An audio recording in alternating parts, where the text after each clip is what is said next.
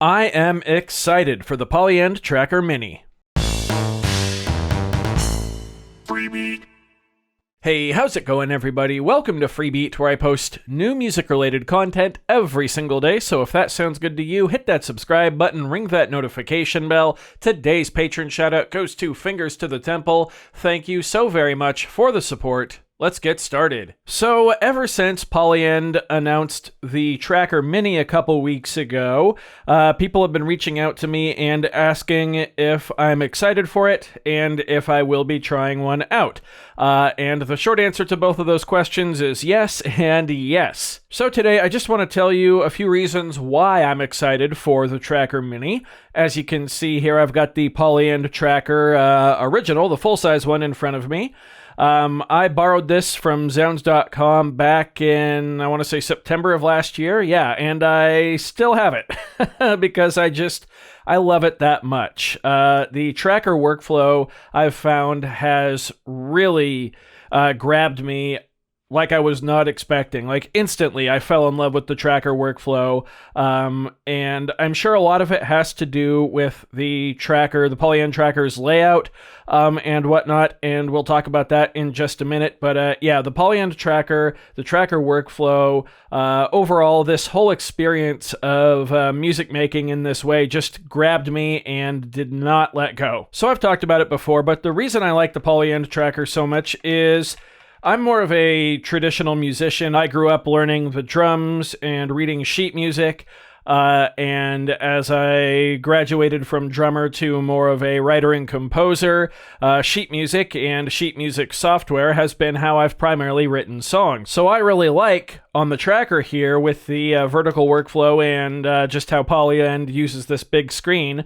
I can see all of my tracks really easily and what's going on with each track, so I can see how different parts interact. That's a huge plus for me, and like I said, I have a whole video about that, but it's probably my favorite part of the Polyend Tracker. My second favorite part, like I mentioned, is the interface and how the keys and the jog wheel and the pads all work together. It's very easy to just kind of fly around here, quickly load in a couple samples, go right back into the home menu here. It's all very simple and it all makes a lot of sense to me. There's also features like step jump and fill, which take a lot of the repetitiveness, as I don't use them at all here, but take a lot of the repetitiveness out of everything. Shortcuts like shift and home to just pop to the top. It's a very intuitive piece of gear once you wrap your mind around how it works. And I'll use step jump here. We'll go every 8, sure.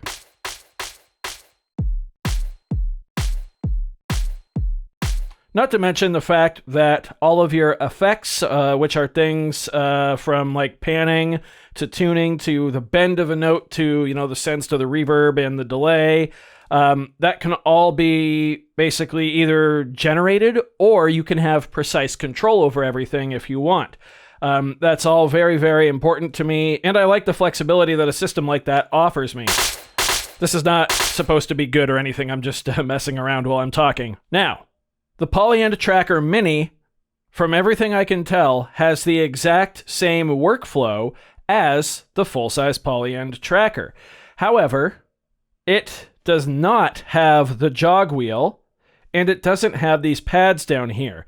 So, at first I was kind of turned off when I saw pictures of it and saw Ben Jordan's video.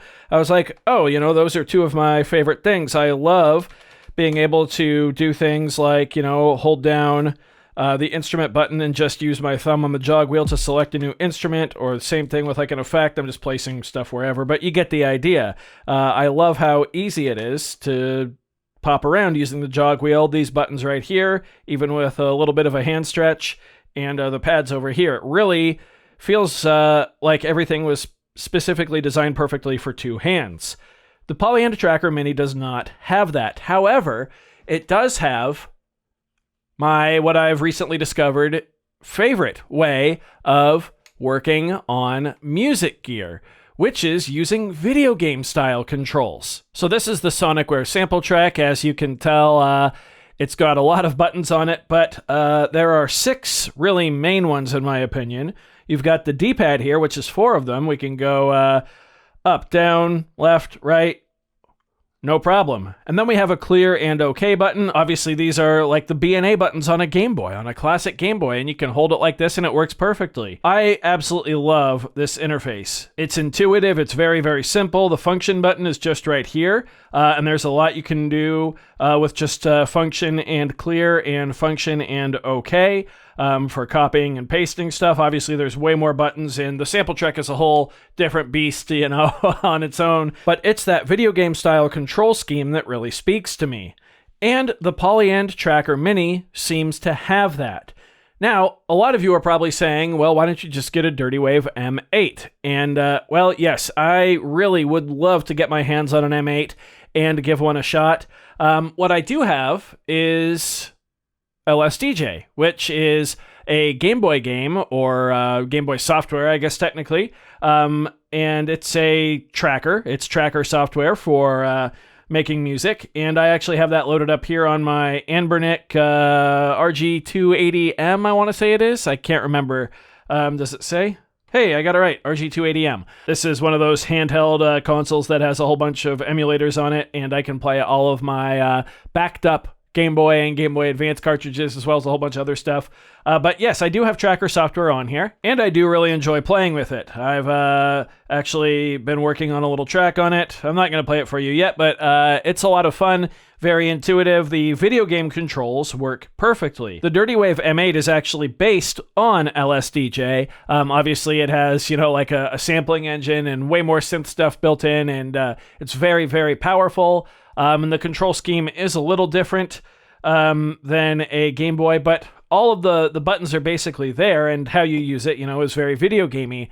However, while it does have the video game style controls that I've really fallen in love with, it does not have this sort of screen that the Polyend Tracker does, with this view of all the tracks at once, you know, scrolling down looking at individual notes. For instance, here's a pattern from my original song, Back to Me. As you can see, I can view the first 4 tracks right here, and I can actually scroll over to the next 4, or I can condense those and see all of them at once. However, I prefer to have 4 at a time because it lets me see the entire row, so I can also see effects going on. But if I click play,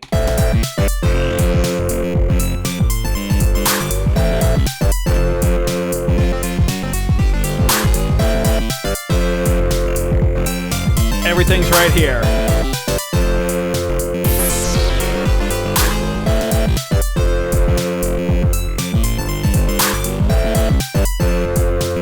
All very easy for me to tell what's going on.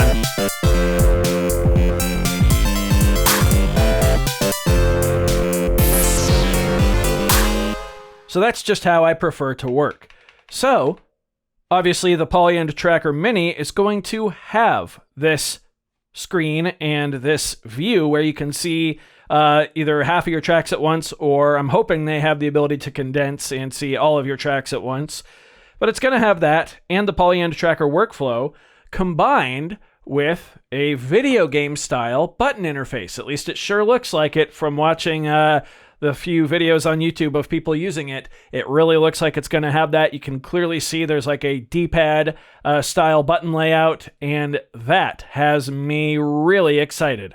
So yes, to answer the questions, I will be getting my hands on a Polyend Tracker Mini, and yes, I am very excited for it. I do hope you found this video informative or at least entertaining. If you did, be sure to leave a like on it. If not, you can always leave a big ol' thumbs down. A dislike, that's okay too. Doesn't hurt my feelings, just makes me try that much harder next time. Either way, be sure to hit that subscribe button, ring that notification bell. Thank you all so very much for being here. Thanks for watching. We'll see you next time. Bye.